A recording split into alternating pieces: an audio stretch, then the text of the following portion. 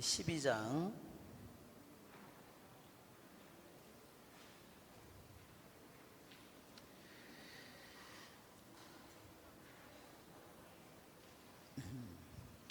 성부와 성자와 성령의 이름으로 아멘. 하늘에 계신 우리 아버지의 이름이 거룩히 빛나시며 아버지의 나라가 오시며 아버지의 뜻이 하늘에서와 같이 땅에서도 이루어지소서. 오늘 저희에게 일용할 양식을 주시고 저희에게 잘못한 일을 저희가 용서하오니 저희 죄를 용서하시고 저희를 유혹에 빠지지 않게 하시고 악에서 구하소서. 성부와 성자와 성령의 이름으로 아멘. 지금이 제일 더울 때인데 그래도 날씨가 생각보다는 덜 더운 것 같아요. 그렇죠?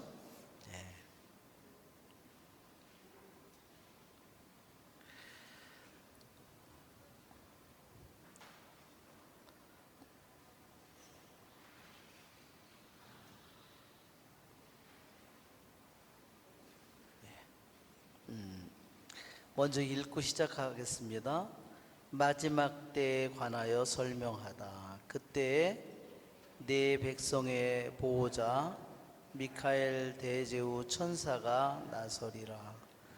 또한 나라가 생긴 이래 일찍이 없었던 재앙의 때가 오리라. 그때 네 백성은 책에 쓰인 이들은 모두 구원을 받으리라. 또 땅 먼지 속에 잠든 사람들 가운데에서 많은 이가 깨어나 어떤 이들은 영원한 생명을 얻고 어떤 이들은 수치를 영원한 치욕을 받으리라. 그러나 현명한 이들은 창공의 광채처럼 많은 사람을 정의로 이끈 이들은 별처럼 영원 무궁히 빛나리라. 다니엘아, 너는 마지막 때까지 이 말씀을 비밀에 붙이고 이 책을 봉인해 두어라. 많은 이가 이리저리 돌아다니며 더 많은 깨달음을 얻을 것이다. 그때 나 다니엘이 바라보니 다른 두 사람이 서 있는데 한 사람은 이쪽 강가에 다른 사람은 저쪽 강가에 있었다. 그 가운데 한 사람이 아마포 옷을 입고 강물 위쪽에 있는 분에게 물었다. 이 놀라운 일들은 언제 끝이 납니까? 아마포 옷을 입고 강물 위쪽에 있는 사람이 오른손과 왼손을 하늘로 쳐들고서는 영원히 살아계신 분을 두고 이렇게 맹세하는 것을 나는 들었다. 1년과 2년과 반년이 지나야 합니다. 거룩한 백성의 세력이 산산이 부서져야 이 모든 일이 끝날 것입니다. 나는 이 말을 듣고 그 뜻을 깨닫지 못하여 날이 이 일들은 어떤 결과를 가져오겠습니까? 하고 물었다. 그가 대답하였다. 가거라 다니엘아, 이 말씀은 마지막 때까지 비밀에 붙여지고 봉인되어 있어야 한다. 그동안에 많은 이가 정화되고 순화되고 단련되지만 악인들은 줄곧 악을 저지를 것이다. 그리고 악인들은 아무도 깨닫지 못하지만 현명한 이들은 깨달을 것이다. 일일 번제가 폐지되고 황폐를 부르는 혐오스러운 것이 세워질 때부터 1290일이 흐를 것이다. 행복하여라. 1335일이 될 때까지 견디어내는 이들. 그러니 너는 끝까지 가거라. 너는 잠들어 쉬겠지만 끝날에 일어나 내 몫을 받을 것이다. 네. 12절은 좀 상대적으로 앞에 있는 내용보다 좀 짧은 내용이고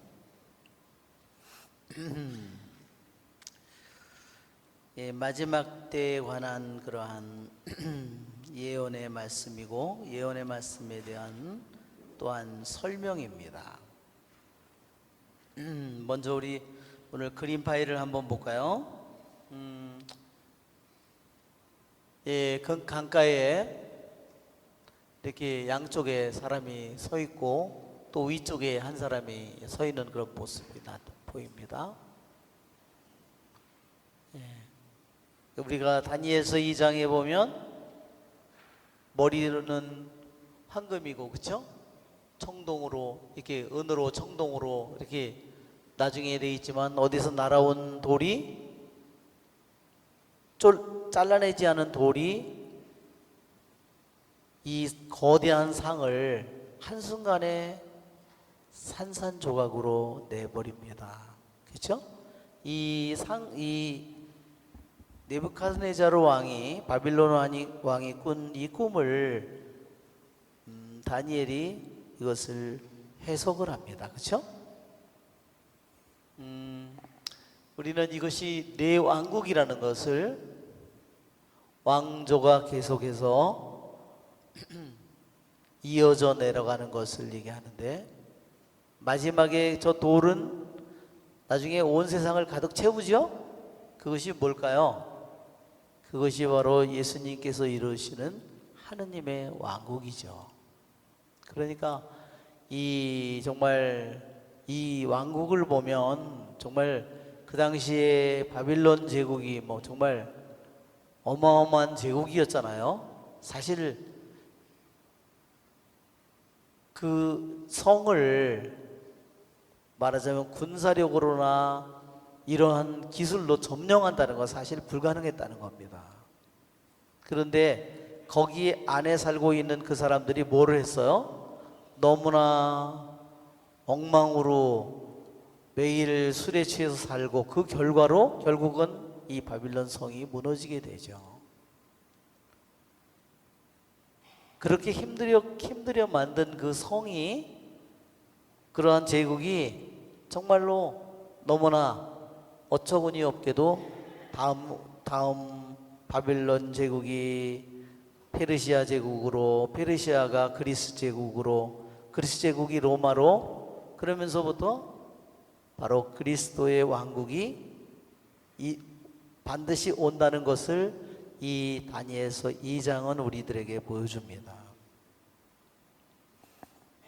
정말 이 예언은 정말로 놀라운 예언이죠. 이 세상에, 바로 세상의 이 거대한 세계의 역사가 분명히 움직여가고 있지만, 그러나 그리스도의 왕국이 반드시 오리라는 것을 여기서 보여줍니다. 그러니까 2000년 전에 예수님께서 오셔서 그리스도의 나라를 세우셨는데, 그리스도의 이 복음은 정말 놀랍게도 정복자인 로마인들이 오히려 나중에는 그렇게 200년, 300년을 박해하다가 나중에 그 신앙을 받아들이고 로마가 온 신앙을 전하는 모든 것의 중심지가 되어버렸어요. 정말 놀라운 일이죠. 그렇죠? 그리스도의 왕국이. 그래서 그리스도의 왕국은 바로 우리들 믿는 이들의 이 세상 안의 역사, 정부나 나라 안에서 이루어지는 게 아니죠. 우리들의 마음 안에서 그리스도의 왕국이 이루어지는 겁니다. 그래서 우리는 정말 그리스도를 모르는 사람이 온 세상에 없을 만큼 그렇게 온 세상에 그리스도의 복음이 전해졌습니다. 자, 이제 그 다음에 네부카드네자르는 자기의 그러한 꿈을, 자기 왕국이 다음 왕국으로 넘어갈 거라는 것을 승복하지 못하고, 자, 이 거대한 상을 세워서 온 나라를 자기가 통치하려고 했습니다. 그로 인했지만 다니엘의 세 친구는 경배하기를 거부했죠. 누가 너희를 나에게서 살려내겠느냐 했지만, 그들은 불 속에 들어갔지만 어떻게 됐어요? 오히려 그 불 속에, 불가마 속에서 하느님이 그들을 살려내셨습니다. 그러니까 유배가 있는 그들이 유배를 가서 그들이 노예로 살고 종으로 살지만 하느님은 계시지 않는 것이 아니라 하느님은 바빌론의 왕에게 진 것이 아니라 하느님께서 단지 얼굴을 감추신 것뿐이지 당신의 손을 펴지 않고 당신의 손을 이렇게 움츠려서 숨긴 것뿐이지 하느님이 힘이 없어서가 아니다. 하느님께서 이스라엘 백성이 죄를 지었기에 그들에게 내어준 것뿐이다 하는 거죠. 그래서 하느님의 얼굴을 숨겼다고 했죠. 그러나 하느님의 얼굴을 숨긴 것뿐이지 하느님은 여전히 이방인의 나라의 부정한 땅에도 하느님이 살아계시고 하느님은 무엇이든지 당신이 원하는 대로 모든 것을 할 수 있다는 것을 대왕은 그들을 불가마 속에 던졌지만 인간의 왕은 불가마 속에 던져진 사람을 구할 수 없죠. 그러나 하느님은 그 세 이스라엘 청년들과 함께 불 속에서 거닐고 있었습니다.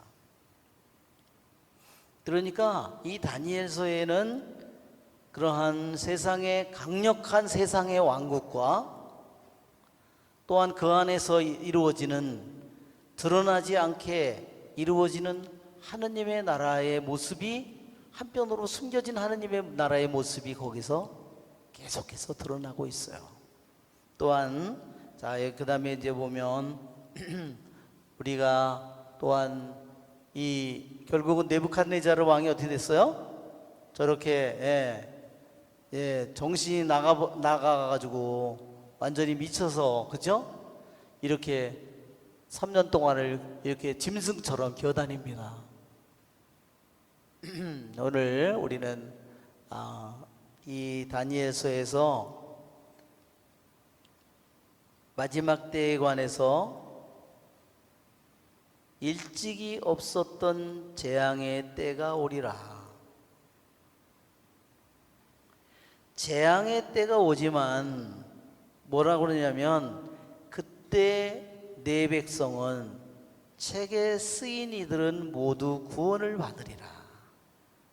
그러니까 재앙의 때가 오는데 정말 끔찍한 환난의 때가 오는데 한편으로는 그것이 구원의 때라는 거예요. 누구에게는?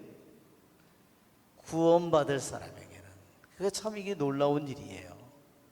그래서 우리는 어떤 사람들은 막 세상의 종말이 언제 오느냐 맨날 그런 막 뭐가 어디에 지구에 무슨 현상이 나타나서 이게 다 종말이다.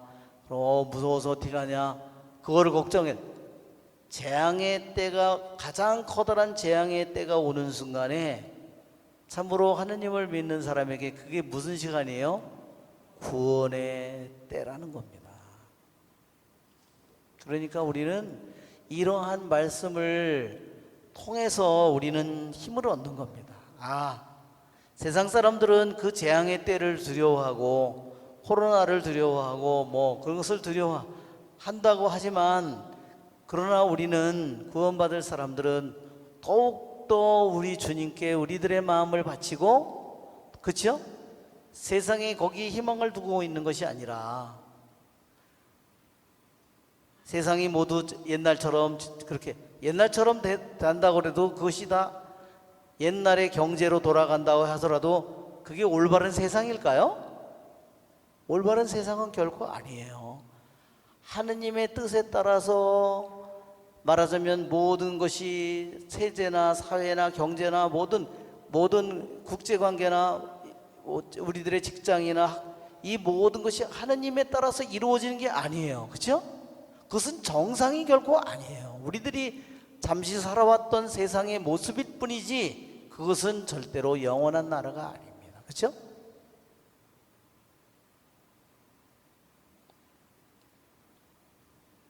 우리는 주님의 이 말씀을 통해서 배우는 것은 바로 역사상 가장 끔찍한 재앙의 때가 온다 하더라도 그것이 바로 구원의 때가 우리들에게 다가온다는 사실을 이 성경의 말씀이 우리들에게 알려주고 있다는 사실이에요.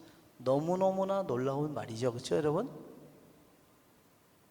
한번 안티오코스 에피파노스의 그 박해 시대에 그 며칠 만에 8만 명인가를 죽였대요. 안티오코스 에피파노스가 예루살렘에 와서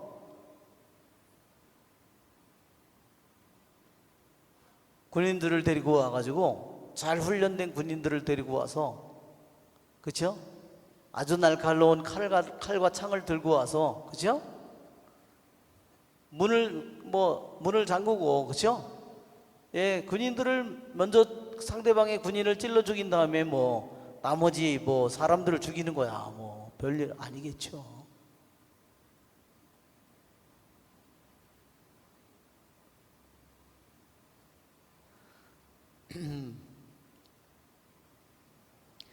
그들이 그렇게 끔찍한 일을 저지르고 일일 번제를 폐지시키고 거기에다가 제우스 신상을 갖다 세우는 이런 끔찍한 재앙의 때가 이스라엘의 역사 속에도 있었지요. 그렇죠? BC 167년에 이러한 일이 이미 있었습니다.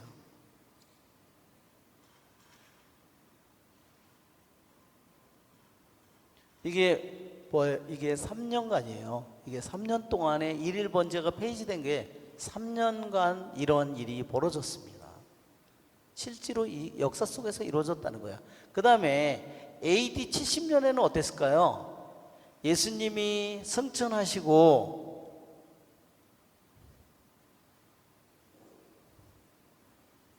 이때도 66년서부터 AD 66년서부터 전쟁이요. 약 3, 4년간 전쟁이 있었습니다. 예루살렘에 로마군이 둘러싸고 이것이 무슨 일이 일어났을까요? 결국은 여기서도 다시 일일 번제가 폐지됐어요. 왜 폐지되죠? 성전을 완전히 다 허물었으니까. 이 70년에 전쟁이 완전히 로마군이 승리하면서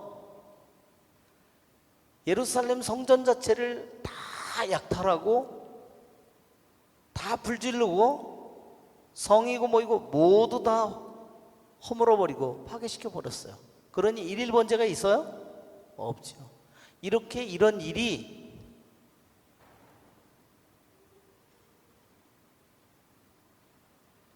일일 번제가 지금까지 일일 번제가 이때는 3년 약 3년 혹은 3년 반 이렇게 일일 번제가 중지됐지만 지금은 2000년 동안 중지됐습니다. 지금까지.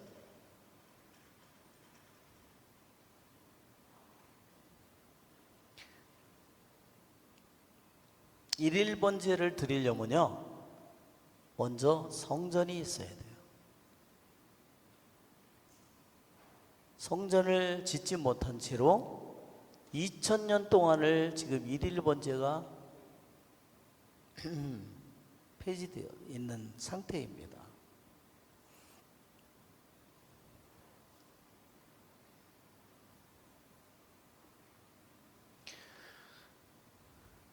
자, 여기에서 우리는 다니엘은 유대인이죠?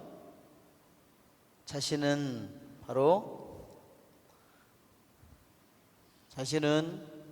BC 605년에 귀향을 가서 BC 587년 이때는 완전히 예루살렘이 멸망합니다. 예루살렘이 멸망을 해서 어떻게 되죠? 예루살렘 성전이 다 불타고 이때도 물론 일일 번제가 당연히 없어졌겠죠. 이때도 성전이 아예 다 무너졌으니까.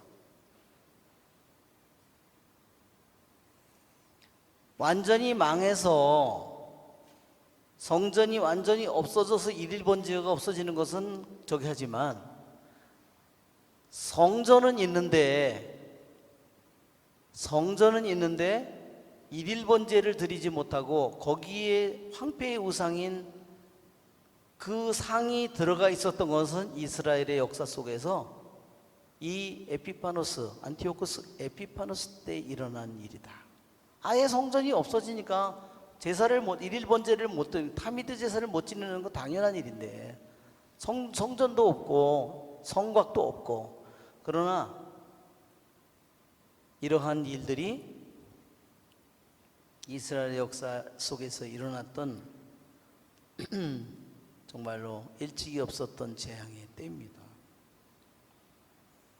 그런데 그때 내 백성은 책에 쓰인 이들은 모두 구원을 받으리라.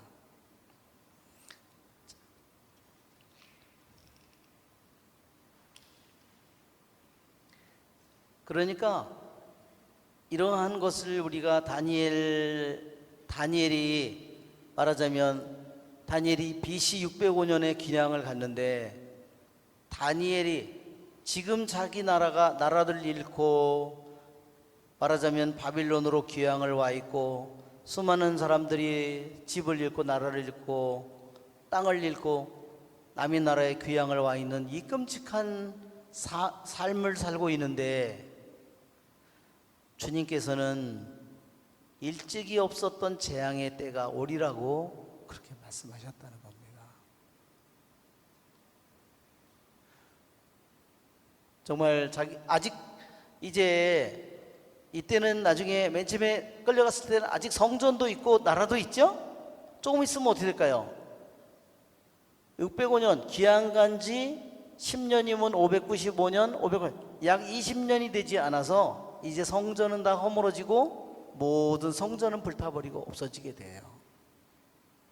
그런 일을 겪었다고 한다면 다니엘이 그거보다도 더 끔찍한 재앙의 때가 오리라고 하는 예언의 말씀을 다니엘이 들었다는 겁니다.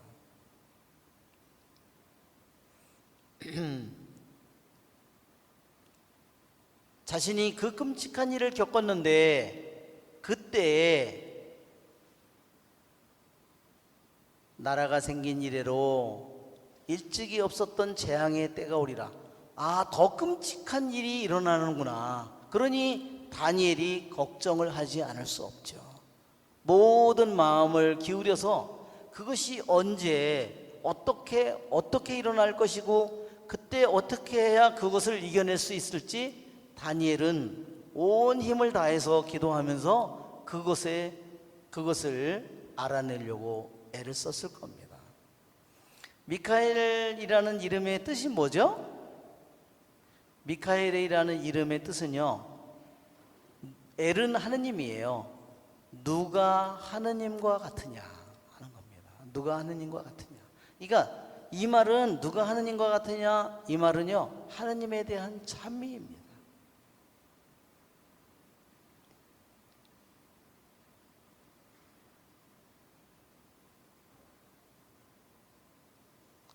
누가 감히 그분에게 깨우침을 드리고, 누가 감히 그분에게 의견을 드리고 그분에게 처세의 길을 가르쳐 드릴 수 있으랴, 그런, 그렇죠? 예. 온 세상도 뭐예요? 저울에 천칭에 달린 가는 먼지일 뿐, 그랬어요. 온 민족 모두를 다 합쳐도 하느님 앞에는 있으나마나 허무하기 짝이 없도다.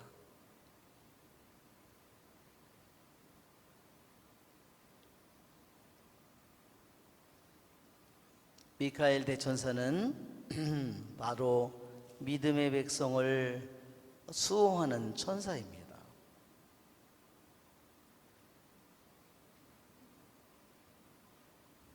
그러니까 사탄은 루치펠이죠. 루치펠.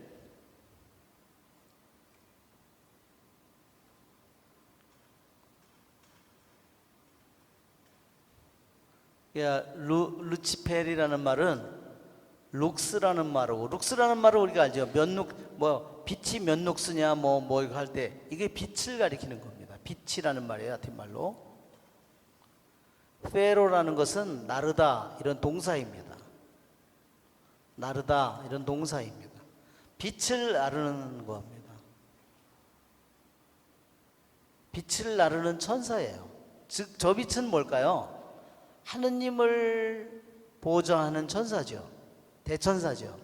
그러니까 저 빛은 이 태양빛이 아니에요. 천사가 이 물질을 나르는 것이 아니라, 천사는 물질에, 이 태양빛에 나오는 것은 일종의 물질이라고 할 수 있죠. 천사가 나르는 빛은 하느님의 영광의 빛을 가리킵니다.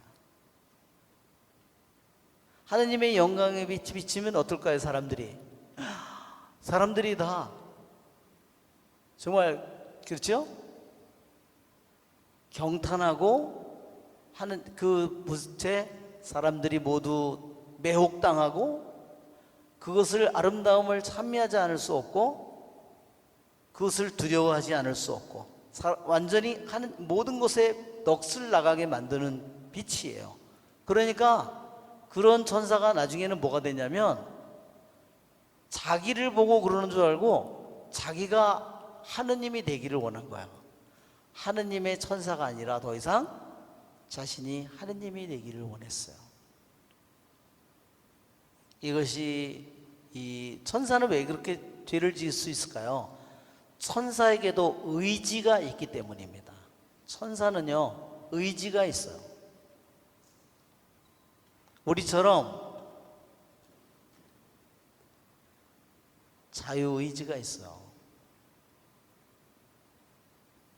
육신은 없지만 의지, 영적인 존재잖아요, 천사는. 그러니까 하느님의 뜻을 따를 수도 있고 하느님의 뜻을 거부할 수도 있어요.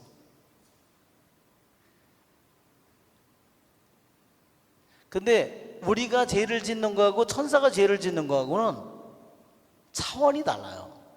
왜? 우리는 나쁜 죄를 지으려면 어디를 가서 누구를 해치려면 어디를 가야 되고, 그 사람을 불러야 되고, 같은 장소에 같은 시간에서 있으면서 그 사람에게 말로든 뭐든 주먹으로든 뭘로 해를 끼쳐야 되지만, 천사는 그럴 필요가 없어요. 죄를 해치고 싶다 그러면 이미 해친 거예요. 그렇죠? 왜냐하면 육신이 없잖아요. 그러니까 그 의지 자체로 벌써 이미 죄를 짓는 거예요. 파괴력이 엄청난 거죠.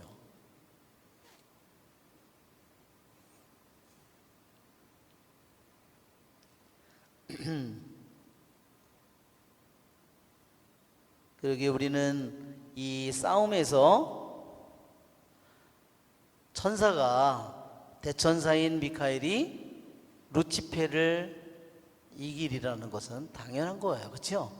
죄를 지은 천사잖아요. 그렇죠? 은총이 있을까요? 없을까요? 은총을 잃어버렸기 때문에.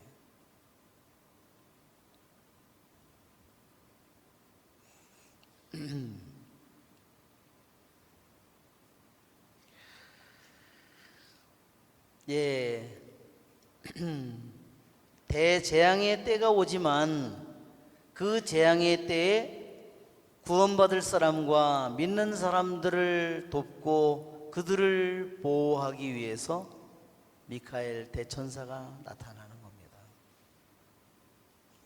그때 내 백성은 책에 쓰인 이들은 모두 구원을 받으리라. 이것은 생명의 책이죠? 네, 생명의 책입니다.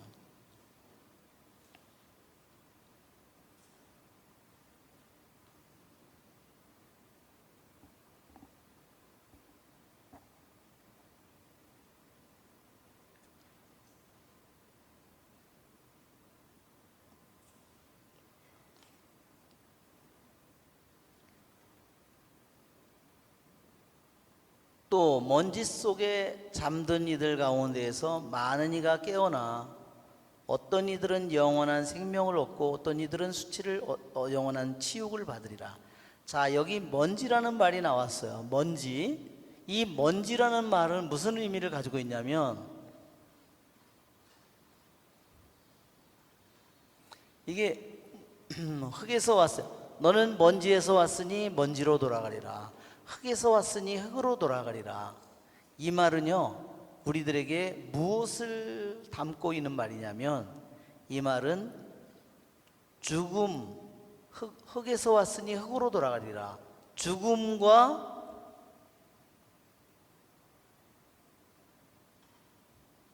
그리고 부활을 상징하는 말이에요. 왜냐하면 하느님께서 처음으로 인간을 만들 때 흙에서 먼지를 가지고 거기다 영을 불어넣어서 살아있는 존재가 되게 하시죠? 숨을 안 쉬는데 흙으로 사람을 만들었지만, 진흙으로 사람을 만들었지만 사람이 숨을 쉬지 않으니까 코에다 숨을 불어넣어서 살아있는 존재가 됩니다. 여기에 하느님께서 영을 불어넣으셔서, 그러니까 흙이 뭐가 됐어요? 흙이 살아있는 존재가 됩니다. 생명이 있는 존재, 생명이 있는 존재로 창세기에 나오는 이 먼지라는 말이 인간을 만드는 재료, 흙이 바로 이 말 속에 이미 하느님이 생명을 불어넣어서 살아있는 존재, 생명의 존재를 만들어내는 것처럼 다시 먼지로 돌아간 인간이 언젠가 하느님께서 먼지로 돌아가는 우리를 언젠가 다시 당신이 살려내시리라는 겁니다. 그래서 이것이 먼지라는 말 속에 이미 부활이 담겨져 있는 말이라는 겁니다. 정말 참 놀라운 일이에요. 놀라운 말이에요.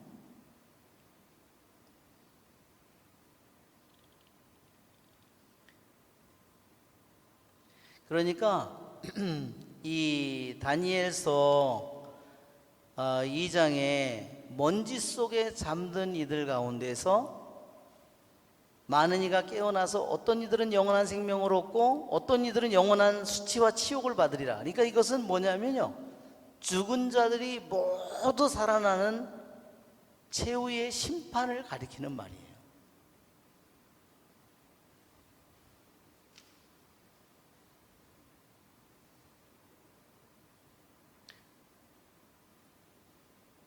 그러니까 생명의 책에 이름이 쓰여 있는 이들은 그 끔찍한 시간에 구원을 받게 되겠고 영원한 생명을 얻게 된다는 겁니다.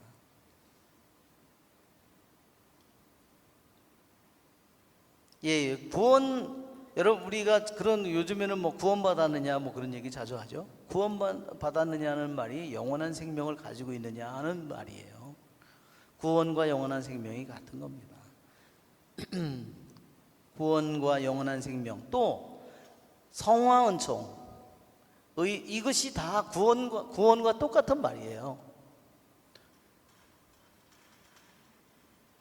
이것이 영원 생명, 성화 은총 또는 의화 은총.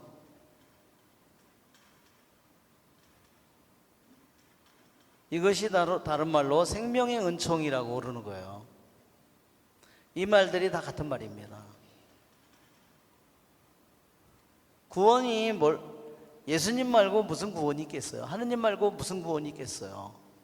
그러니까 우리 가톨릭 신자들은 미사를 참여하면서 너희는 모두 이것을 받아 먹어라. 이는 내 몸이다. 이는 내 피다. 그것은 뭐예요? 실제로 예수님 자신이죠? 몸과 피는 온전한 참으로 인간임을 얘기하고, 그렇죠? 온전한 인간인 동시에 온전한 신성을 가진 분, 그것이 바로, 그러기에 우리는 성체를 모시는 우리는 매주 영원한 생명을 매일매일 영원한 생명을 우리들이 받아 모시는 거예요. 구원을 받아 모시는 겁니다. 아셨죠? 단지 그거를 못 받는 사람은 뭐냐면, 대제 속에 있는 사람은 그것을 누리지 못하는 거예요. 우리는 매일매일 이 은총을 누리도록 우리가 부르심을 받고 있는 사람들이에요.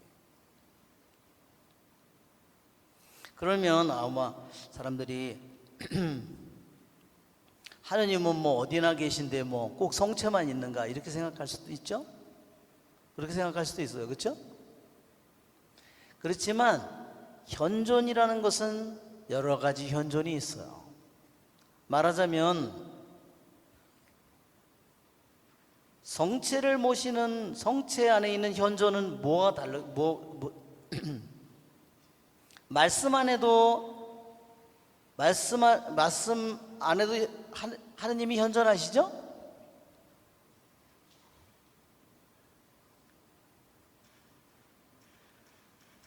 그래서 하느님의 현존 양식이 여러 가지라는 겁니다.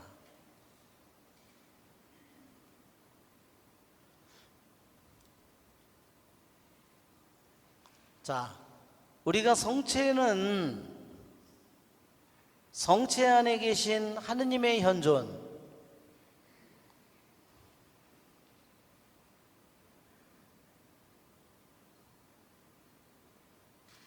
이것은 무슨 현존이냐면 실체적인 현존입니다.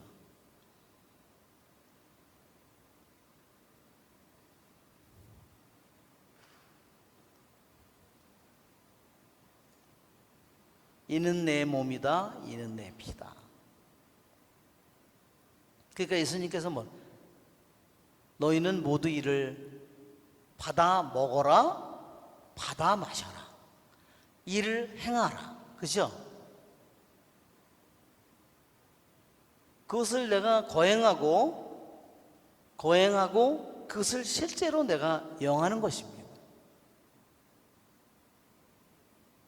그 실체를 내 자신이 빵과 포도주라는 실체를 내가 모시는 거야. 하느님의 말씀, 성경을 통해 하느님의 말씀이 현존하시죠? 우리들이 그것을. 그러나 내가 성경을 먹을 수는 없어요.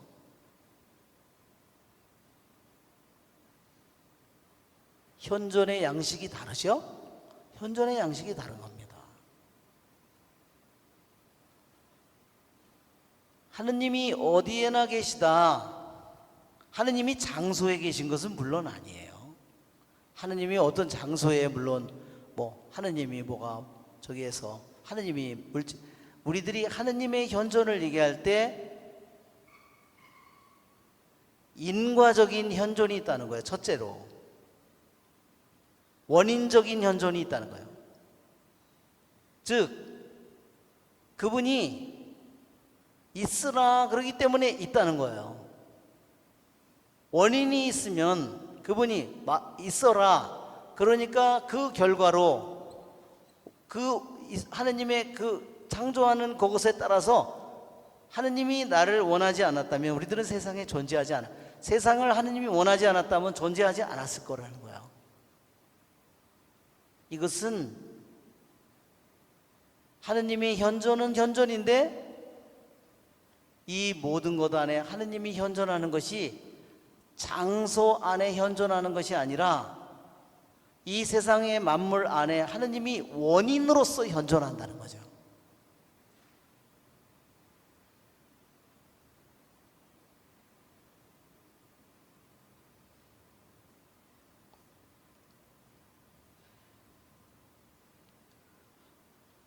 또한 하느님께서는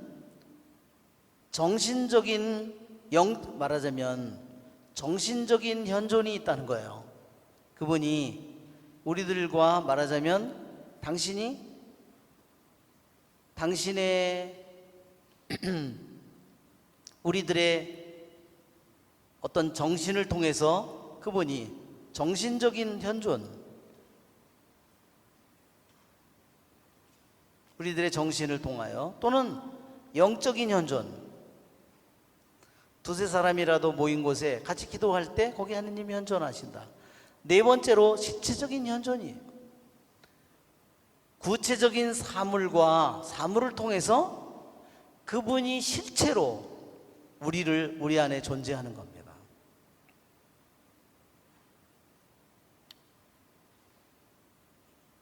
우리가 정신적인 현존이라고 하면 말하자면 성경을 통해서 그분이 우리들에게 존재하는 묵상을 통해서나 좀 약간 우리가 빗나갔는데 하여튼 우리는 이 마지막에 이 재앙의 때에 일찍이 없었던 재앙의 때에 모든 이들이 먼지 속에 잠든 다시 먼지로 돌아간 모든 이들이 깨어나서 훌륭하게 선하게 살았던 악하게 살았던 먼지 속으로 돌아갔던 모든 인간들이 그분의 힘으로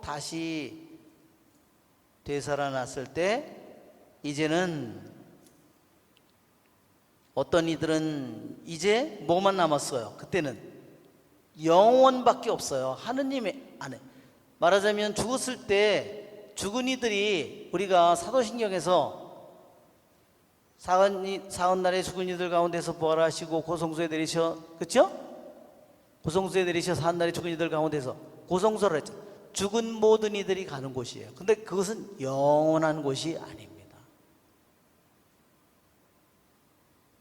그분이 최후의 심판을 하는 그때 모든 이 살아있는 말하자면 훌륭하게 착하게 사는 사람과 악하게 산 모든 이들이 다시 살아나서 이제 영원한 생명과 영원한 저주, 영원한 치욕 이 두 가지 운명으로 완전히 갈라. 그때는 연옥이 있을까요?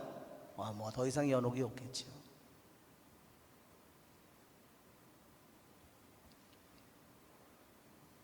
이것이 최후의 심판을 가리킵니다.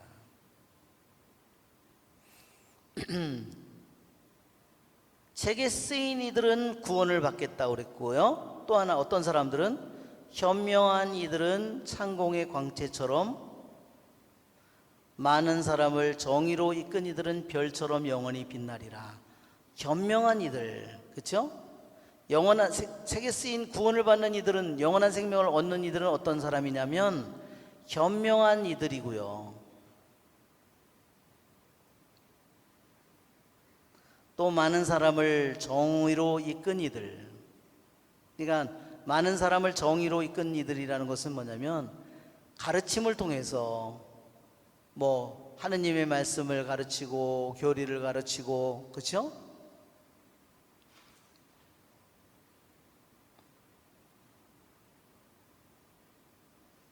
그들은 모두 창공의 광채처럼 별처럼 영원 무궁히 빛나리라. 예.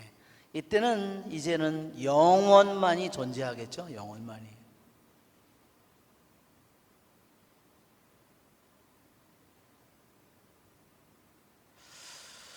그래서 우리들이 정말 하느님은 영원한 진리잖아요. 그렇죠? 그냥 책에 있는 진리가 아니라 그분은 영원한 진리잖아요. 진리 그분 자체잖아요. 그러니까 그분이 진리라는 것은 뭐 우리들이 보통 생각하는 진리하고 다르죠. 수학적인 진리, 과학적인 진리, 물리학적인 진리 이런 진리가 아니라 그분의 진리는 뭐예요? 그분의 진리는 모든 것을 존재하게 하는 진리예요. 세상에 이런 진리가 있겠어요? 아니 세상에 어떤 진리가 우리 인간이 배우는 학교에서 배우는 수학적인 과학적인 뭐 물리학적인 화학적인 어떤 진리가 경제적인 진리 정치적인 어떤 진리가 사람에게 생명을 줄 수가 있어요. 그렇죠? 어떻게 어떤 진리가 구원을 줄 수 있고 인간의 마음을 영원히 기뻐하게 할 수 있어요. 모든 것에게 존재를 줄 수 있는 그렇죠? 우리에게 영원히 우리를 살게 하도록 우리들의 죄를 용서하시고 우리들에게 영원 생명을 주는 그러한 진리를 우리들이 생각해 본다면 우리들이 하느님이 영원한 진리라는 이 사실을 우리들이 묵상하게 된다면, 계속 묵상하면 세상에 못 살 것 같아요. 이 세상을 떠나야지. 너무 행복하고 기쁘고 좋아서 이제 이 세상에서 못 살고 넋이 나가가지고, 그래서 토마스 아퀴나스가 그런 거 아니에요. 어느 순간에 자신이 생애에 40 몇 살이었는데, 그러니까 토마스 성인은 항상 공부를 할 때 십자가 앞에서 항상 무릎을 꿇고 공부했대요.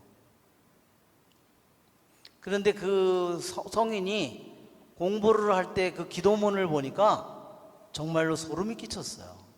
아, 이 사람이 공부하는 것은 완전히 하느님에게 모든 것을 다 바치고 정말로 순수한 마음으로 순결한 영혼이라는 것을, 정말 제가 그 기도문을 보고 너무나 놀랐습니다. 그 어느 순간에 자기가 미사를 드리다가 자신이 니콜라우 축일이었대는데, 미사를 드리는데 그분의 현전을 체험했습니다. 그 다음부터는 펜을 잡지 못했답니다. 글을 써야 되는데 이 펜을 잡을 힘이 없었답니다. 왜 그랬겠죠? 그의 뭐 지성이나 그의 영이나 그의 육신의 원능력이나 모든가 뭐에 빨려 들어갔을까요? 하느님이 열려서 그것을 본 순간에 모든 것이 빨려서 거기 들어갔겠죠? 이 세상에 있는 게 더 이상 아무것도 아니죠. 이제는 이 세상이, 하느님이 저기 한 대로 이 세상이 아무것도 아니라는 것을, nothing이라는 것을 깨달은 거죠. 하느님이 all thing이고, 그분이 everything이고. 그러니까 우리들이 세상의 마음이 뺏긴 사람은, 하느님은 뭐예요? 하느님은 nothing이고 하느님은 아무것도 아니고 이 세상이 전부죠. 이것이 가장 커다란 교만한 영혼의 모습이죠. 어두운 캄캄한 영혼의 모습이죠. 그러니까 아구스티노 성인이, 아니 토마스 아퀴나 성인이 그러고 나서 살지를 못합니다. 그리고 자기가 써놓은 그 책들을, 신학대전, 지금도 정말 우리 교회에서 정말 모든 것에 대해서 문제를 질문을 던지고 무엇에 대해서 알고 싶을 때 제일 먼저 찾는 것이요, 토마스 아퀴나스의 책이에요. 토마스 아퀴나스가 뭐라고 얘기했는가, 그거를 보면 정말로 너무너무나 믿을 수가 없을 정도로 정말 이것이, 그런데도 자기가 써놓은 것이 너무 쓰레기 같았대요. 하느님을 뵙고 나서는 그래서 너무나 저기에서 자기가 쓴 책들을 모두 다 찾아다가 불을 지르기 시작했답니다. 그래서 제자들이 그걸 갖다 감춰서 책이 남았다는 거예요. 예, 우리를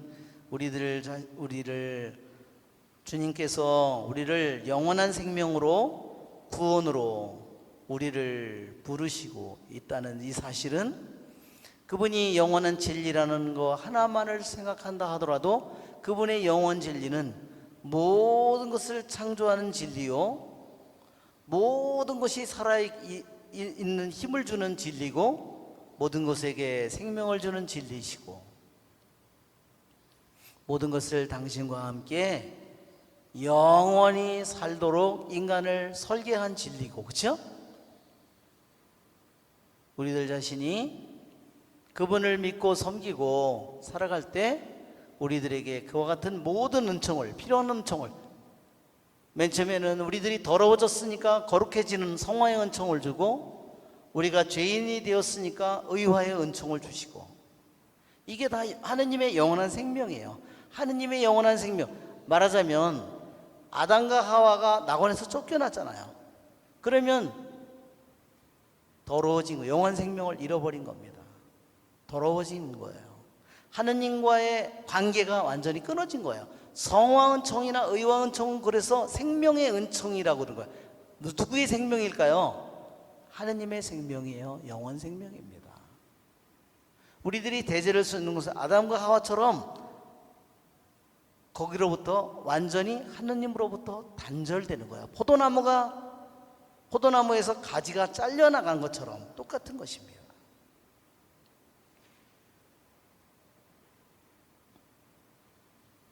그런 우리에게 구원과 성화와 의화와 생명의 은총과 이 모든 것을 우리에게 주시려는 그러한 영원한 진리이심을 우리가 생각한다면 우리는 그분을 정말로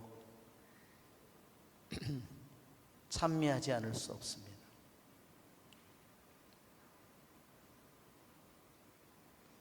그러기에 하느님의 그 영원한 사랑을, 하느님의 영원한 그 자비와 하느님의 영원한 생명을 얻지 못한 이들은 그 자체가 영원한 치욕이고 영원한 수치고 영원한 저주입니다.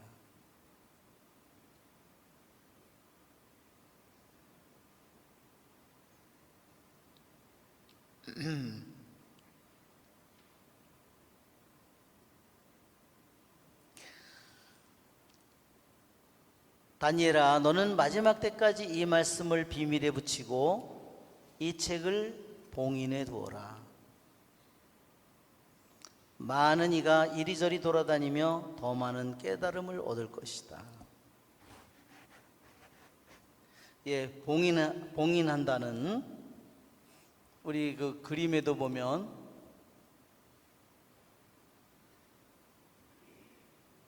생명의 책, 그런 그림이죠. 일종의 이게 인장반지예요. 인장반지예요. 성경의 시편 아가선에 나오는 인장반지예요. 얼마 전에도 이런 구절이 나왔죠. 인장 그 아가서를 한번 펴볼까요? 아가서 한번 8장.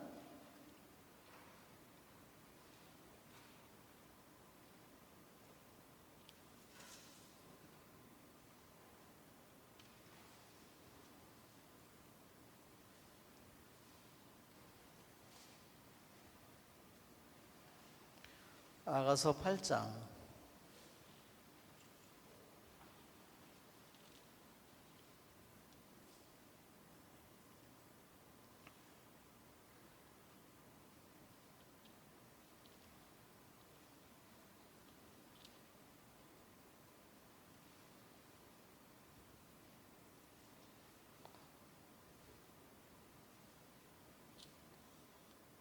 왜 8장에 그런 구절이 안 나오지?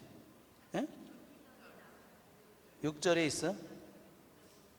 예, 6절이 나와 있네요. 자, 한번 우리가 읽어볼까요? 인장처럼 나를 당신의 가슴에, 인장처럼 나를 당신의 팔에 지니셔요. 예.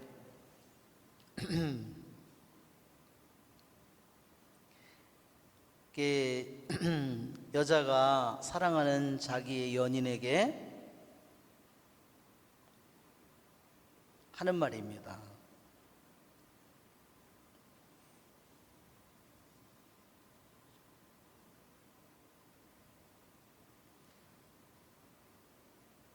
그러니까 여기 그 말하자면 인장,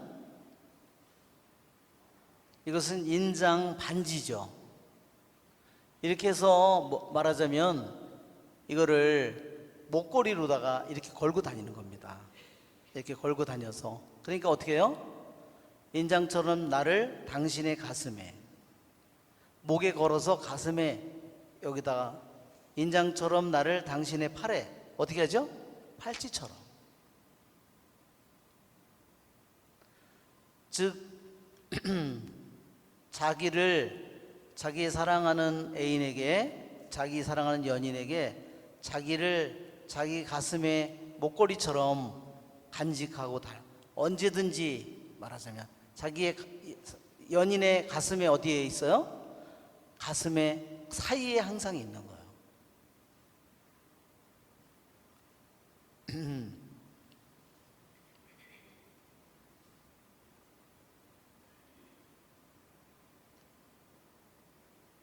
예, 우리가 이 말을 생각하면 바로 우리들이 예수님께 나를 인장처럼 당신의 가슴에 지니시고 인장처럼 나를 당신의 발에 지녀 주십시오. 우리들이 그분에게 기도할 수 있다는 말입니다. 그리고 말하자면 어린 양의 혼인잔치에 우리들이 가까이 가게 되면 가까이 가게 될수록 이것은 약혼의 반지겠죠. 약혼의 인장 반지겠죠. 자, 우리 잠시 쉬었다가 우리 하겠습니다.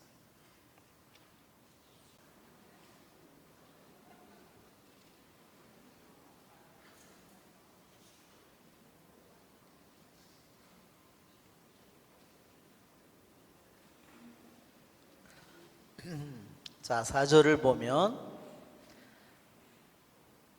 다니엘아 너는 마지막 때까지 이 말씀을 비밀에 붙이고 이 책을 봉인해 두어라.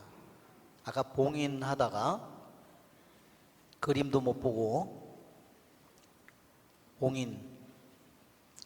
네, 이것도 인장. 여기도 보면 인장이 있죠? 네. 인장처럼 나를 당신의 가슴에 지니라고, 당신의 가슴에 지녀 아가서 8장 6절 아까 나온 것처럼, 예. 이게 인장이 사람들이 이렇게 많이 썼어요. 그러니까 밀랍 인장을 그 벌집 있죠? 그걸로 초도 만들고 인장도 저렇게 만들어서 그 편지를 쓰고서 문서를 저걸로다가 밀랍으로 이렇게 봉인을 한 거예요. 그걸 인장처럼. 이렇게 이것이 나 이제 막 거기 실제 인장 중에 하나입니다. 이것도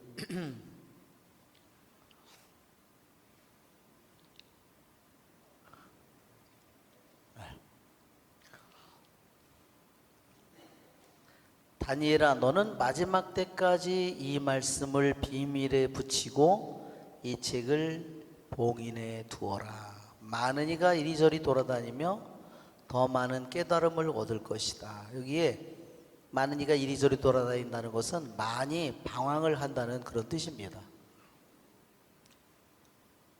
예, 거기 무슨 야간 조명이 있는 것 같아요. 거기서 디스코 뭐가 있나 봐.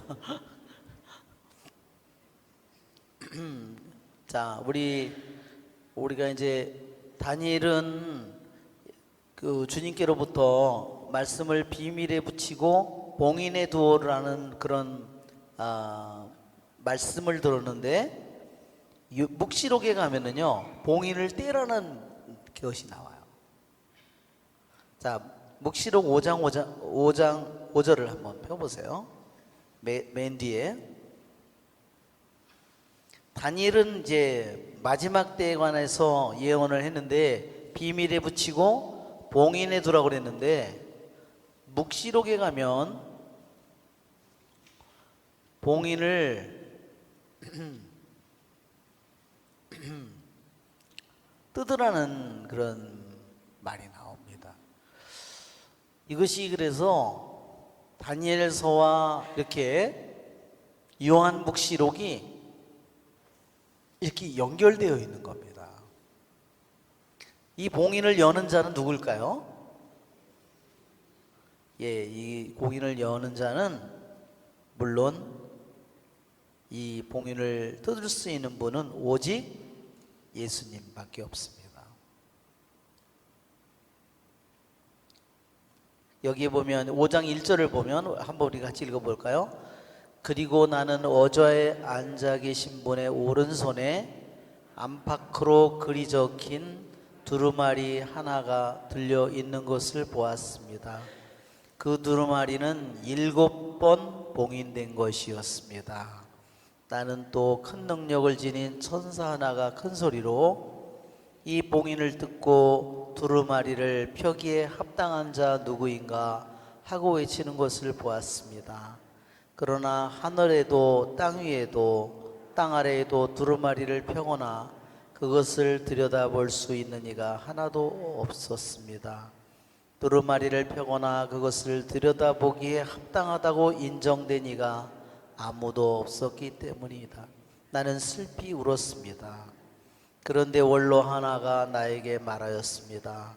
울지 마라. 보라, 유다 지파에서 난 사자 곧 다윗의 뿌리가 승리하여 7 봉인을 뜯고 두루마리를 펼 수 있게 되었다.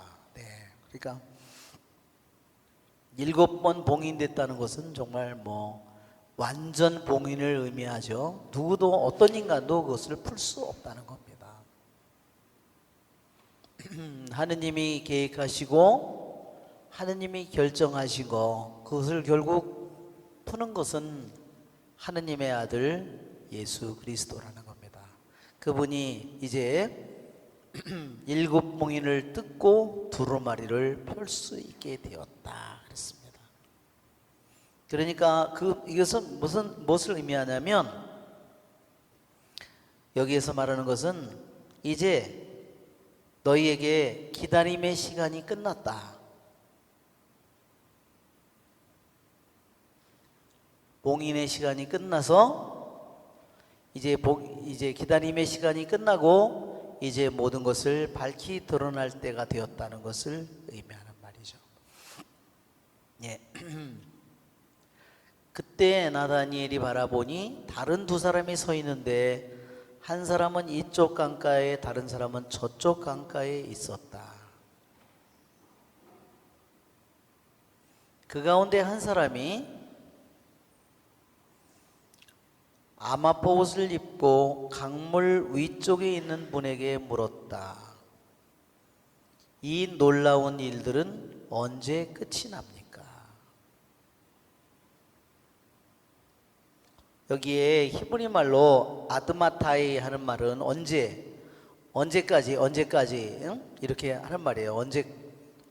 언제까지? 이 말은 히브리 수고이고, 즉 메시아께서 언제 오시느냐 하는 말이 의미를 가지고 있어요. 메시아께서 언제 오시느냐, 하느님의 왕국이 언제 이루어지겠습니까? 그것을 묻는 겁니다. 왜 그걸 묻죠? 왜? 지금의 현재의 고난이 너무나 크기 때문에, 시련이 너무나 힘들기 때문에 끊임없이 그것을 믿는 이들이, 구원을 받을 이들이 계속해서 묻는 겁니다. 아드마타이, 언제까지?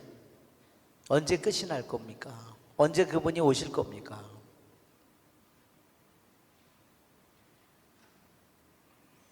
그래, 왜 에제키엘서에도 그러죠?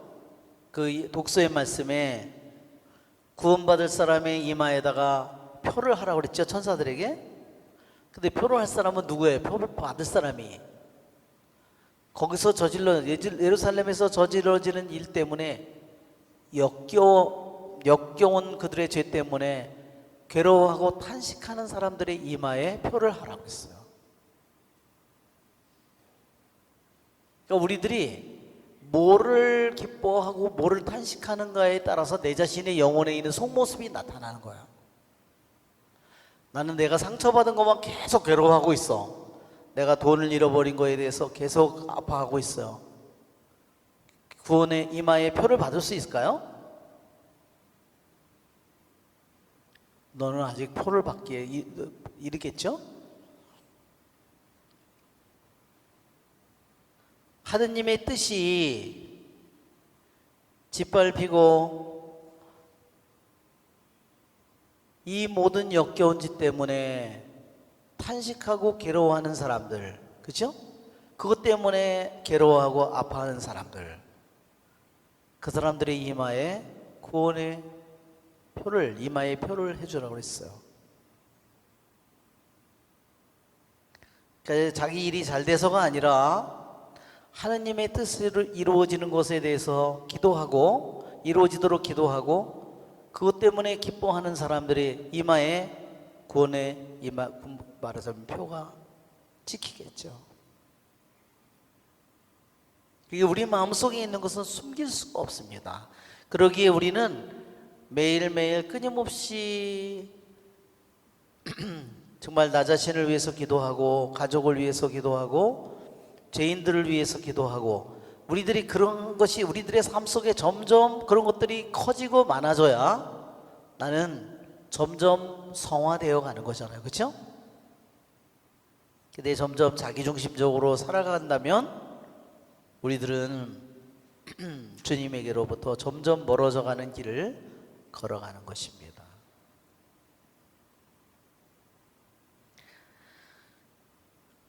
아마포 옷을 입고 강물 위쪽에 있는 사람이 오른손과 왼손을 하늘로 쳐들고서는 영원히 살아계신 분을 두고 이렇게 맹세하는 것을 나는 들었다. 아마포 옷을 입은 것은요, 사제를 가리키는 말입니다. 그래서 이 아마포 옷을 입은 사람은 예수님의 모습이기도 하죠. 한편으로는 멜기세덱의 사제인 바로 예수님의 모습을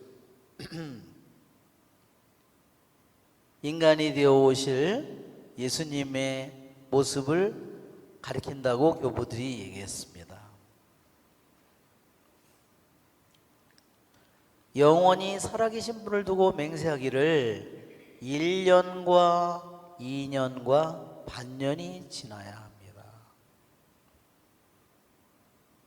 거룩한 백성의 세력이 산산이 부서져야 이 모든 일이 끝날 것입니다. 네. 거룩한 백성을 누구죠? 물론 이것은 이스라엘 백성을 가리킵니다.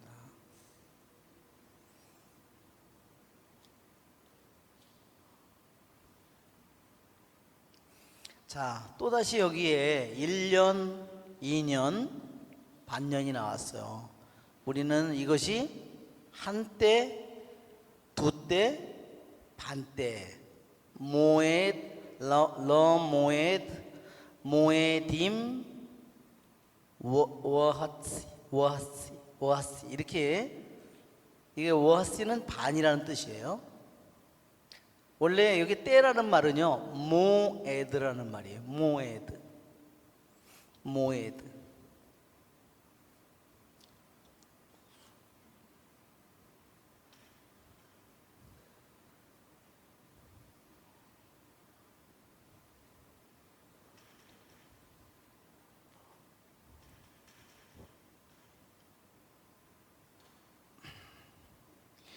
히브리 말에서 이 모에드라는 말은 아주 중요한 말입니다.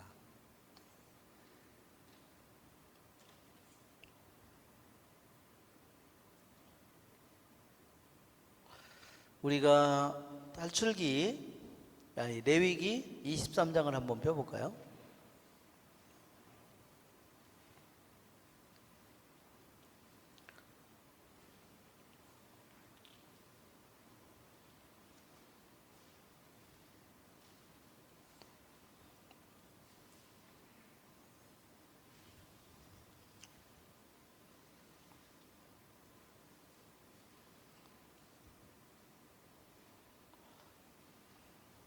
자, 거기에 보면 23장에 1절, 2절에 보면 너희가 거룩한 모임을 소집해야 하는 주님의 축일들은 이러하다 이렇게 되어 있죠.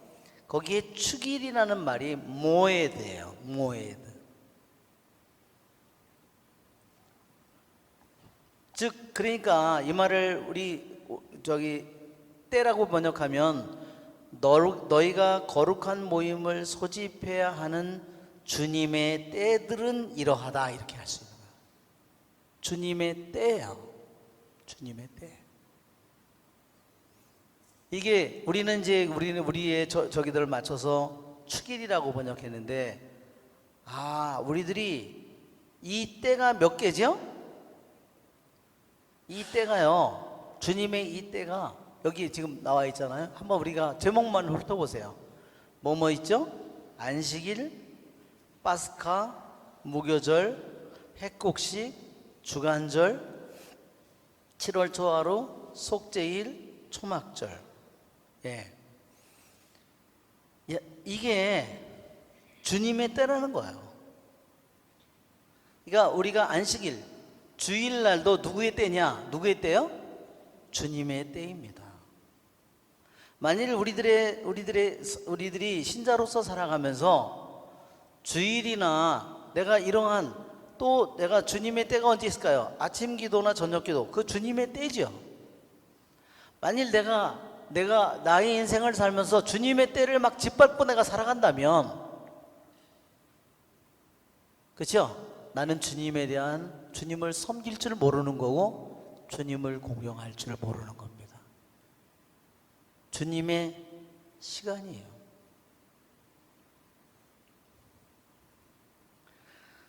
주님께서는 바로 우리들이 일주일의 하루를 주님의 때를 살아가도록 우리를 부르셨어요. 그것이 안식일 또는 주일이죠.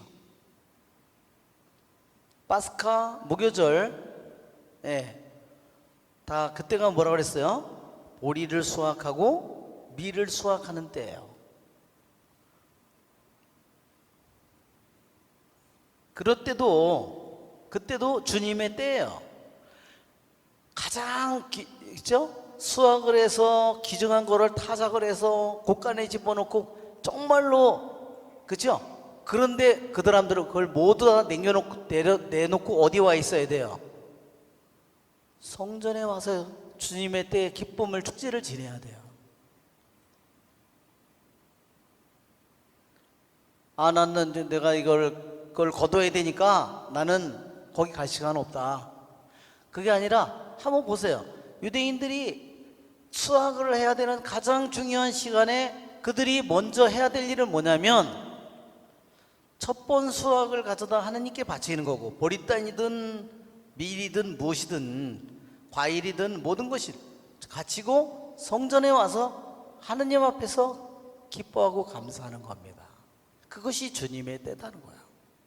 그런데 만약에 그냥 자기가 농사짓고 수확 그거 너무 저기니까 바쁘니까 주님의 때가 없어요.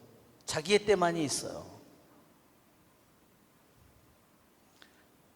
우리는 성경의 말씀으로 하느님이 주님의 때를 이미 1년의 달력 속에, 한 달의 달력 속에, 매일의 말하자면 주간의 달력 속에, 하루의 달력 속에 주님의 때를 다 이미 정해놨다는 사실을 우리는 기억해야 된다. 너무 기가 막히죠? 우리 유대인의 달력을 보면 저기 달력에 지금 그게 들어있을지 모르겠는데, 달력을 보면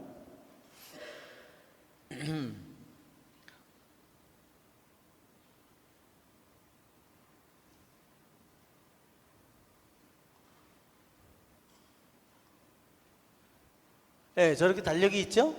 그러면 만약에 여기가 저기 12월 달이라면 이 봄 축제가 여기라고 한다면, 여기는 지금 봄 축제를 조금 전에 거로 봄 축제를 여기 있으니까, 만약에 여기에 니산달이라고, 여기 이걸 1월이라고, 유대인 전례력으로 1월이에요.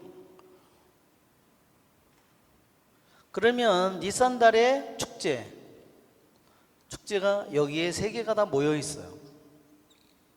그리고 가을에 티시리달, 여기에 전례가 1일, 10일, 15일서부터 22일, 이렇게 축제가 다 연결되어 있습니다. 그 다음에 딱 하나가 있는 게 시반달,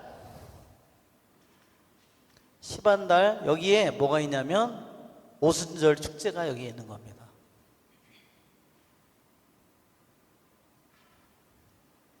오순절은 뭐를 수확한다고 그랬죠?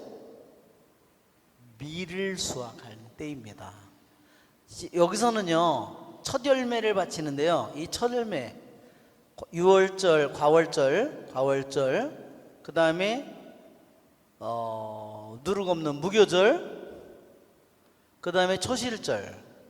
이 초실, 첫 열매가 뭐냐면 밀이에요. 아니, 보리예요. 보리단. 그리고 그 다음에 50일이 지난 이후에 하루하루 날짜를 세서 50일째 되는 때 거기서 밀을 수확하면서 저기서 빵을 저기다 가져다 바쳐요. 여기서는 무교절이죠. 누룩이 안 든 빵인데요, 여기는요 누룩을 든 빵을 바칩니다. 아주 희한하죠? 여기는 누룩이 들었어요. 누룩 든 빵을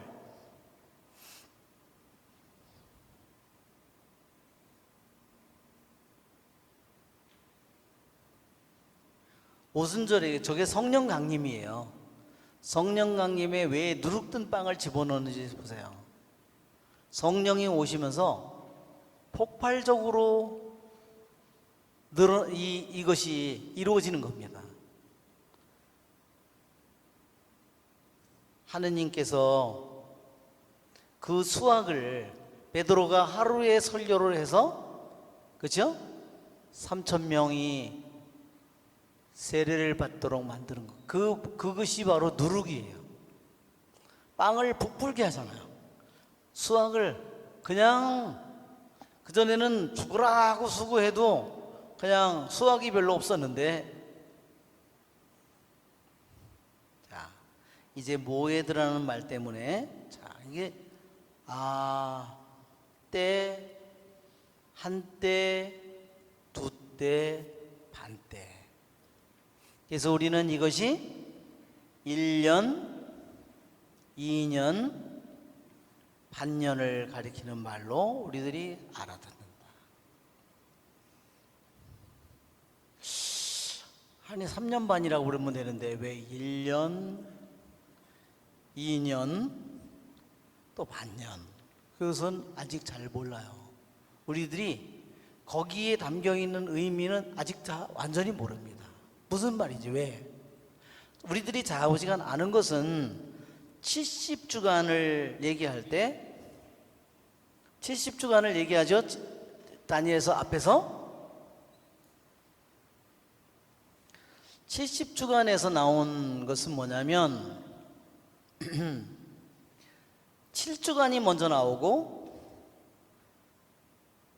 그 다음에 62주간이 나오고 그 다음에 한 주간이 남았죠? 한 주간은 몇이에요? 7일. 자, 이 나머지 7일인데 이것이 7이 3년 반 이렇게 나눠져 있습니다. 이게 지금 다니엘서 12장의 내용이에요.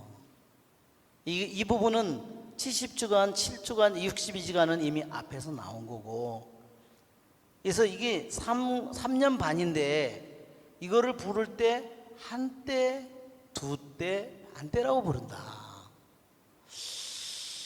이야, 귀신 진짜 이해하기가, 왜 3년 반은요, 우선 첫째로 우리들이 알아듣는 것은 이것은 힘겨운 때라는 거예요. 왜 힘겨운 때인지 아시죠?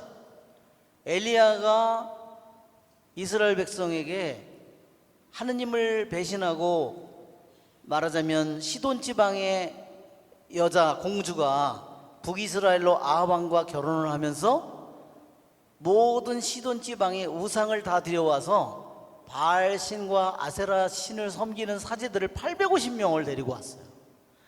북이스라엘의 850명의 그 조그만 땅에 850명의 이방인 사제들이 있고, 하느님을 믿는 사람 어떻게 했을까요? 다 죽였죠. 찾아내는 대로 다 죽였죠. 율법은 있는 대로 다 불살랐죠. 그리고 예루살렘에 가는 모든 길은 막아놨죠. 그때 거기에 엘리야가 살아있으면서, 그래서 엘리야가 3년 반 동안 비가 내리지 않도록 기도했습니다. 3년 반은 재앙의 때입니다. 재앙의 때예요. 시련의 때입니다. 환난의 때예요.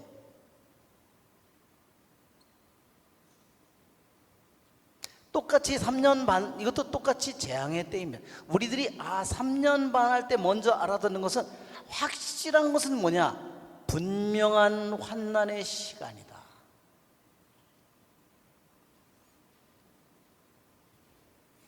환난의 시간인데 나는 도망치려고 그러면 되겠어요? 환난의 시간을 겪어야죠. 왜? 그 시간을 통해서 우리는 정화되는 겁니다.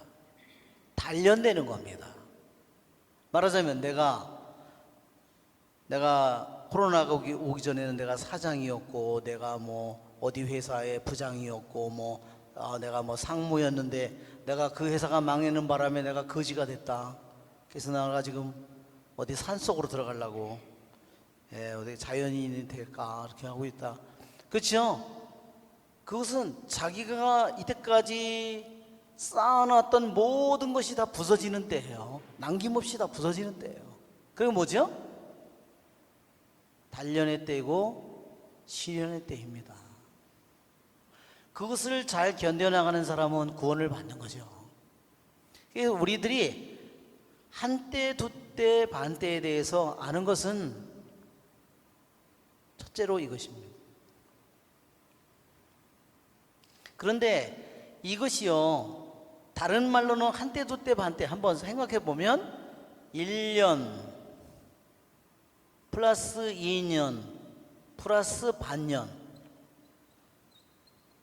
자, 한번 달로 계산해 보면 12달, 24달, 6달. 그러면 몇 달인가요?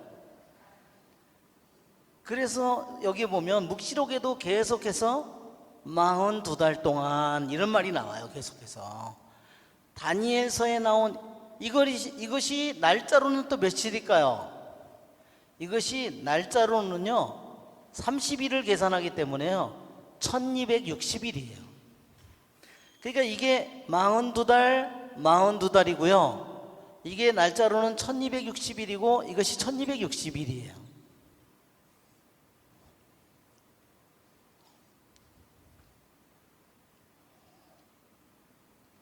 그냥 우리는 42달로 그러면 별로 의미가 잘 안 와요. 그런데 3년 반이다 그러면 3년 반이다 그러면 우리에게 뭔가 딱 느껴지는 거예요. 알았죠? 왜? 온전한 7년이 있는데 그것이 딱 잘라진 거예요. 남과 북이 갈라진 것처럼. 그러면 어떻게 돼요? 둘이 그냥 어르렁거리고 싸우는 거예요. 서로. 이게 3년 반이, 이게 3년 반입니다. 7이 완전한 숫자이고 그것이 금이 가서 잘라져서 말하자면 이렇게 된 거예요. 그래서 모두 하느님이 만든 것이 천사였을 때는 괜찮았는데 죄를 지어서 악마가 되었어요. 그러면 수많은 싸움이 거기서 벌어지는 겁니다. 우리가 그러한 세상 속에서 태어나서 사는 겁니다.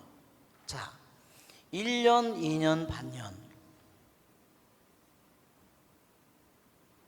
묵시록 우리가 한번 11장을 한번 펴보세요.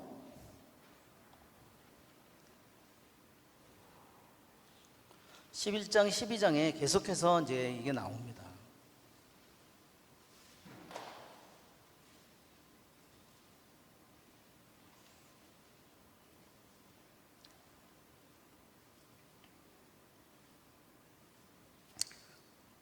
묵시록 이제 11장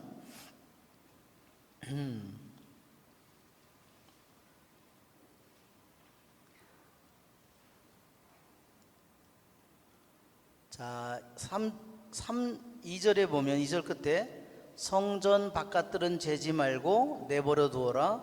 그것은 이 민족들에게 주어진 것이다. 그들이 거룩한 도성을 42달 동안 짓밟을 것이다. 그죠? 42달이라고 나왔죠? 그 다음에 나는 나의 두 증인을 내세워 1260일 동안 자루옷을 고치고 예언하게 할 것이다. 또 여기 1260일이 있죠? 그게 똑같은 거예요. 그 다음에도 다시 12장에도 또한 1260일이 6절에 나와요. 여인은 광야로 달아나는데 1260일 동안 보살핌을 받도록 시련의 때에 하느님께서 여인에게 양식을 주어서 살아남도록 하는 그러한 시간, 시련의 시간을 얘기합니다. 이처럼 이 다니엘이 말한 이 예언이 요한의 묵시록에 그대로 등장한다는 겁니다.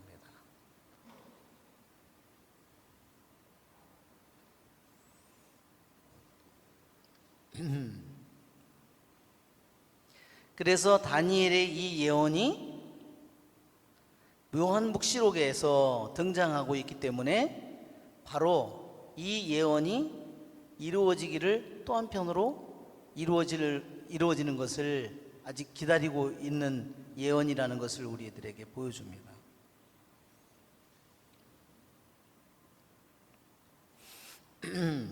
자, 그런데 여기 이렇게 되어 있습니다. 한편으로 거룩한 백성의 세력이 산산이 부서져야 된다. 아까 성전이 짓밟힌다고 그랬죠? 아까도 묵시록에 거룩한 성전이 42절 동안 짓밟힌다고 그랬어요. 여기에 거룩한 백성의 힘이 산산이 부서져야 이 모든 일이 끝날 거다. 나는 이 말을 듣고 그 뜻을 깨닫지 못하여 날이 이 일들은 어떤 결과를 가져오겠습니까?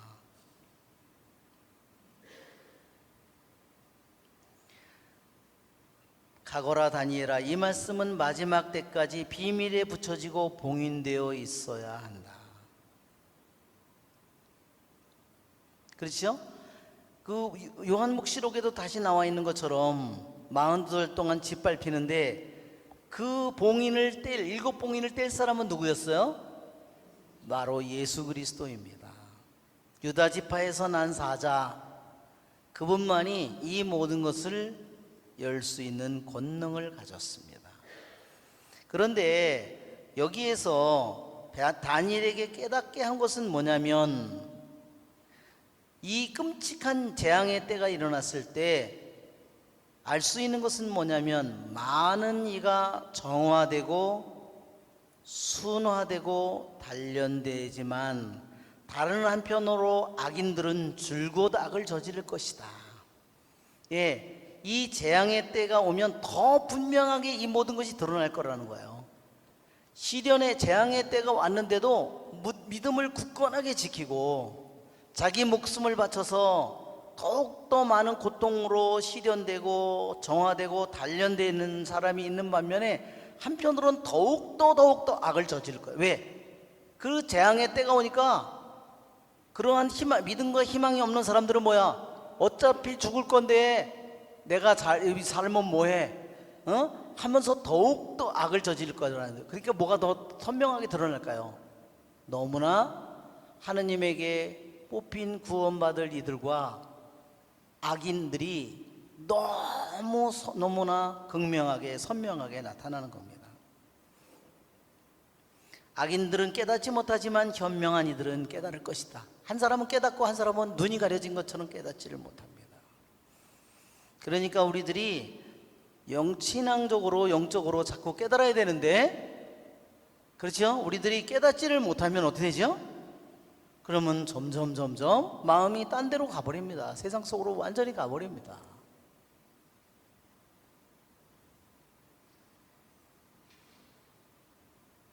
그래서 우리가 하느님의 말씀을 들으면 어떻게 되겠죠? 그래서 저기 하지 않은 사람은 하다가 어디 놀러 가자, 뭐 하자, 술 먹으러 가자, 눈이 반짝반짝 빛나죠. 그렇게 되는 거예요. 네.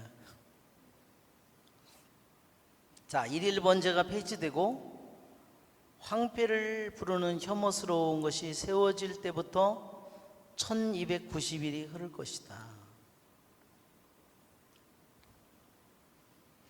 1290일 아는 것은 3년 반이라는 거예요. 1200. 자, 여기 보면, 자, 여기는 1260일이 아니라 1290일이죠. 자, 여기서부터 이제 자, 이때까지는 42달 3년 반인데 이상하게도 여기서 뭐라고 나오냐면 다니엘에서 일일 번제가 폐지되고 황폐를 부르는 혐오스러운 황폐의 우상이 세워진 때부터 1290일이 흐를 것이다. 그러니까 뭐가 되냐면요, 플러스 30일이 된 거예요. 이야, 3년 반도 재앙의 때인데 아니 30일이 또 붙었네. 야, 희한하다. 그렇죠? 또 하나의 그 다음에 보면요, 행복하여라 1335일이 될 때까지 견디어내는. 어메, 또 무엇이 붙었어요? 또 45일이 더 붙었어요. 그러면 이게 뭐 합치면 뭐예요? 75예요 1260에다가 75를 더하면 이게 1335입니다.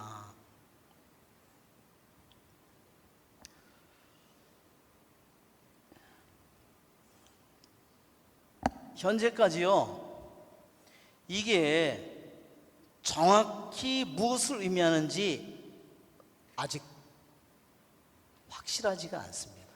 왜냐하면 이것이 마지막 때에 가는 거잖아요.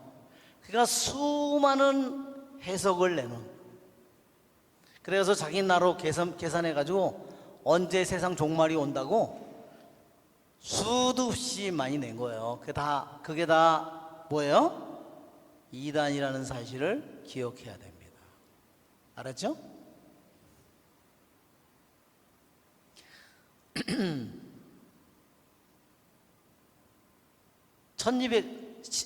시련과 재앙의 때, 환난의 때가 3년 반이나 온다는 것은 우리들이 성경의 이 메시지 속에서 분명히 시련의 때가 3년 반이라는 거, 엘리야가 이스라엘 백성에게 재앙을 내린 것을 보더라도 3년 반이고,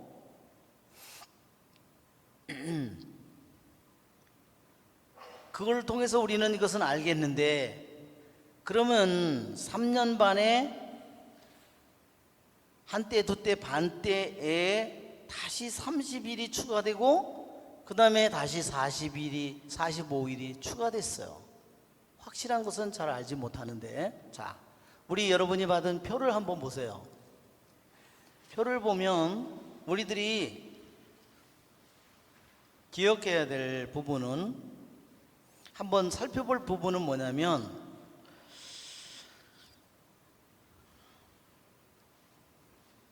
자, 한때, 두때, 반때를요.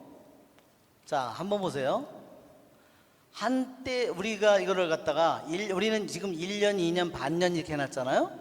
근데 원래 히브리 말대로 한때, 두때, 반때로 한번 계산해 보면요, 한때를 만일 30일이라고 계산해 보면 어떻게 되냐면요, 한때 30일, 그 다음에 두때 며칠이죠?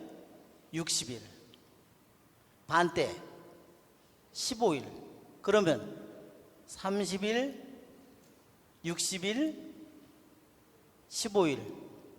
그러면 몇이에요? 105요. 그죠?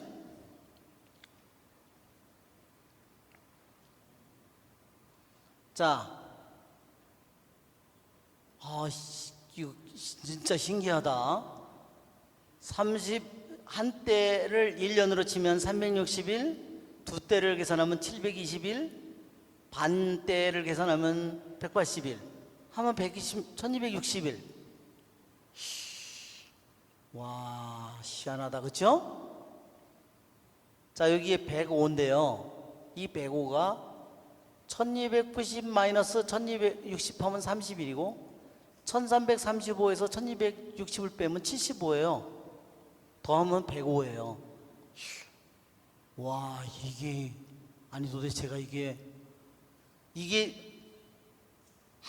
한때, 두때, 반때라는 것이 정말 사람의 힘으로는 다 해석하기 힘든 부분이다. 그렇지만 우리들이 아는 것은, 또 한 가지 아는 것은 뭐냐?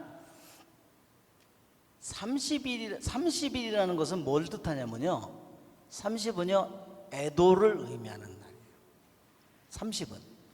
왜냐하면 아론이 죽었을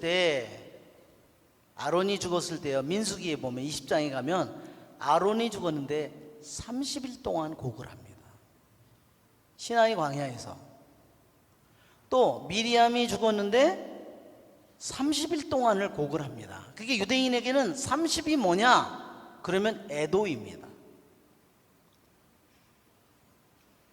예수님께서 30살에 세례를 받았어요. 그것은 뭐냐면 죽음의 시간이 시작됐다는 뜻입니다. 이것이 유대인들이 말하는 30의 의미예요. 그러니까 한 가지 성경에서 유대인들의 구약에서 보면 이 30일은 분명히 애도하는 것이 될 것이다. 한번 스가랴 12장을 한번 보세요. 스가랴서 이제 신약 거의 다 가서 있어요. 스가랴서 12장.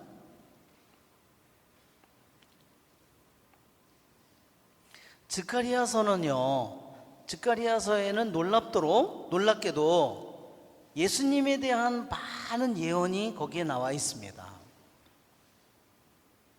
그 중에 하나가 뭐라고 그러냐면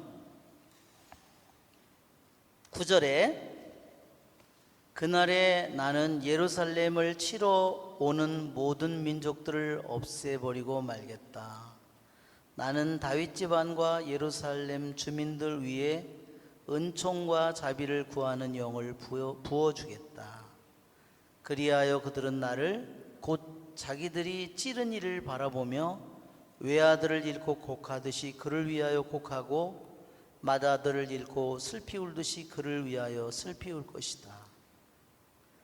그날에 무기또 벌판에서 하닷림몬을 위하여 곡을 하는 것처럼 예루살렘에서도 곡하는 소리가 크게 울릴 것이다. 이거 보면은 이것은 뭐냐면 장차 이것이 예언의 말씀이잖아요. 스가랴서에. 유대인들은 예수님을 찔렀죠? 못 박았죠? 그런데 그분이 다시 오실 때 그들은 자기가 찌른 그분이 메시아였다는 사실을 알고 통곡할 거라는 겁니다. 그런 시간이 올 것이다 하는 겁니다. 아마도 짐작하기에 이 30은 분명히 유대인들이 예수님께서 다시 오실 때 유대인들이 그처럼 완전히 무시하고 예수 그리스도는 메시아가 아니라고 그러고 지금까지도 2000년 지난 후에 지금도 그러잖아요. 그러나 스가랴 12장 10절에서 9절 10절에서 얘기하는 것처럼 분명히 이 30은 그들이 자기들이 못 받고 찌른 그분이 바로 메시아였음을 알고 슬피 통곡하는 시간을 의미한다. 또 하나는 이제 여기까지 하면은 몇이냐면 여기까지 30일을 더하면요 1290이 돼요. 여기까지 이렇게 더하면 1290이 되는 겁니다. 근데 1290은요 뭐의 3배냐면요 430년의 3배예요. 3, 3, 5, 9, 3, 4, 12 그쵸? 430년 뭐 생각나는 거 없어요? 이스라엘 백성이요 에집트로 들어가서 산 횟수가 430년이에요.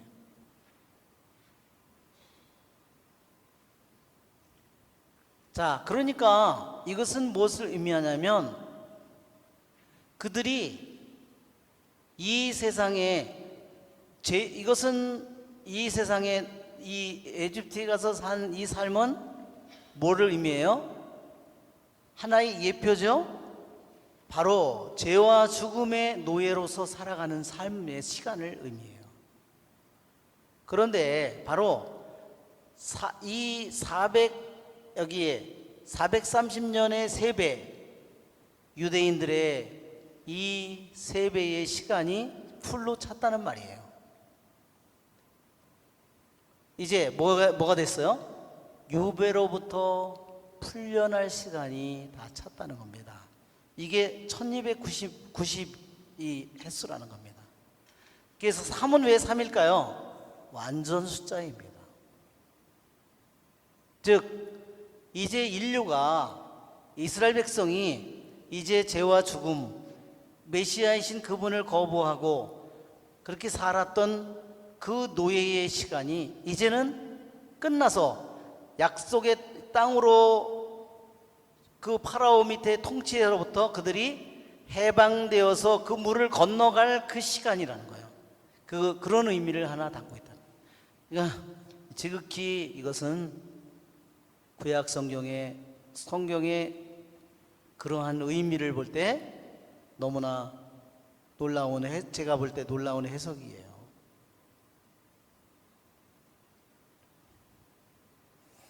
그러면 다시 여기서 그러면 1335가 되는, 다시 1335가 되는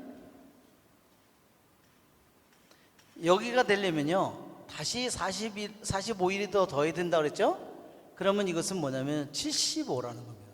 이 숫자가 30 더하기 45 추가된 것이 끝까지 견디어내는 이들은 행복하다. 그렇죠? 거기 그렇게 돼 있죠? 자, 우리 지금 다니엘을 행복하여라 1335일이 될 때까지 견디어내는 이들. 예, 뭐 시련의 시간을 견디어내는 이들은 행복하다 이렇게 하면 됐는데 여기 이상하게도 1335일이라고 그랬어요. 그런데 유대인들은요 이 75가 뭐냐면,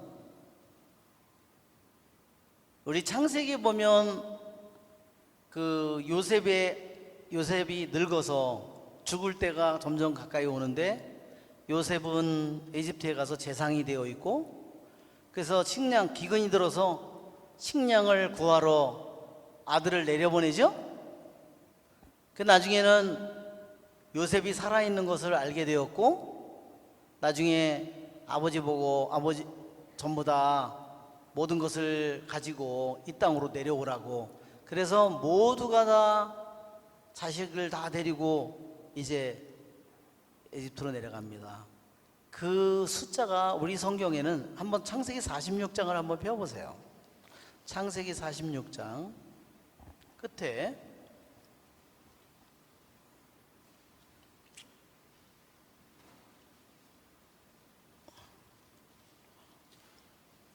제목을 보면 46장 야곱이 이집트로 떠나다 그러면서 중간에 큰 제목이 있는데 이집트로 내려간 야곱의 자손 이렇게 돼 있죠. 그 다음에 27절을 보세요. 이집트에서 태어난 요셉의 아들들은 둘이다. 그래서 이집트로 들어간 야곱의 집안 식구는 모두 70명이다 이렇게 돼 있어요. 그런데 이것은 마소라 텍스트를 가지고 번역한 겁니다. 그러면 가장 오래된 성경인 70인역에는 뭐라고 되어 있냐면요, 이게 인원이 75명으로 되어 있다는 겁니다. 그래서 여기에 75명은 뭐냐, 그래서 75라는 숫자는 75, 그들이 노예살이로 들어간 숫자가 75인데 이제 75가 더해져서 그것까지도 견뎌냈어요. 노예살이를 다 견뎌냈어요. 재앙의 때를 다 견뎌냈어요. 그런 사람들은 행복하다.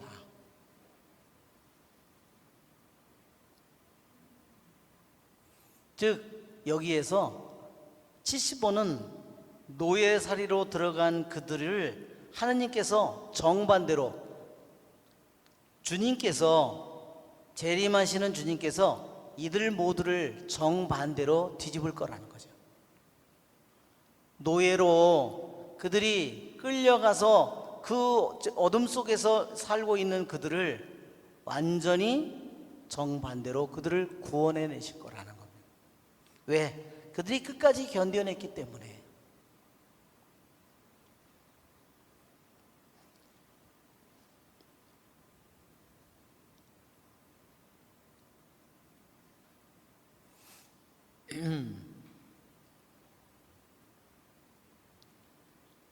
그래서 정말 여기에 왜 3년 반이고 재앙의 때가 뭐 우리들 각자의 인생에도 재앙의 때가 항상 오죠. 그렇죠? 그동안의 그 재앙을 통해서 우리들이 잘 한편으로 너무너무 힘들 시간이지만 그것을 통해서 우리들이 정화되고 단련되고 순화된다면 하느님의 뜻이 우리들 안에서 이루어지는 겁니다. 그래서 우리들이 이와 같이 이제 죄와 죽음의 노예살이를 이 세상의 재앙의 시련을 겪지만 그 시간을 견뎌냈을 때 우리들은 주님께서 우리들을 행복하다 그렇게 말씀하십니다. 영광이 성부와 성자와 성령께 성부와 성자와 성령의 이름으로 아멘.